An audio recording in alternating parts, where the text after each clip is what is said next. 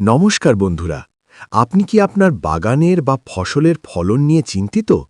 রাসায়নিক সার ব্যবহার করে কি মাটির উর্বরতা হারিয়ে যাচ্ছে? তাহলে আজকের ভিডিওটি শুধুমাত্র আপনার জন্যে। আজ আমরা জানব কিভাবে ঘরে বসেই তৈরি করবেন উচ্চমানের জৈব সার, যা আপনার মাটির প্রাণ ফিরিয়ে আনবে। চলুন শুরু করা যাক।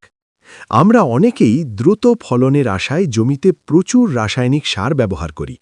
কিন্তু ভেবে দেখেছেন কি, এর ফলে মাটির বন্ধু অণুজীবগুলো মরে যাচ্ছে আর মাটি হয়ে পড়ছে শক্ত এবং প্রাণহীন। কিন্তু এর সমাধান আমাদের হাতের কাছেই আছে, আর তা হলো জৈব সার। জৈব সার তৈরি করা কিন্তু একদমই সহজ।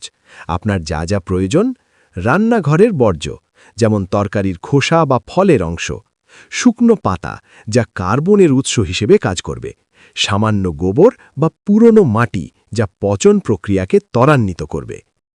প্রথমে একটি গর্ত করুন বা একটি বড় পাত্র নিন। সেখানে স্তরে স্তরে এই উপাদানগুলো সাজিয়ে দিন। মাঝে মাঝে সামান্য জল ছিটিয়ে দিন, যাতে আর্দ্রতা বজায় থাকে।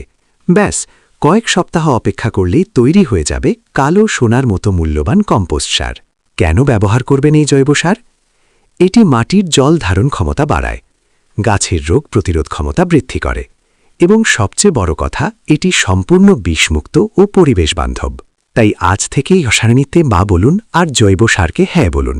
নিজের হাতে ফলানো বিষমুক্ত ফসলে ভরে উঠুক আপনার আঙিনা। ভিডিওটি ভালো লাগলে লাইক দিন এবং এই ধরনের আরও টিপস পেতে আমাদের চ্যানেলটি সাবস্ক্রাইব করতে ভুলবেন না। ধন্যবাদ।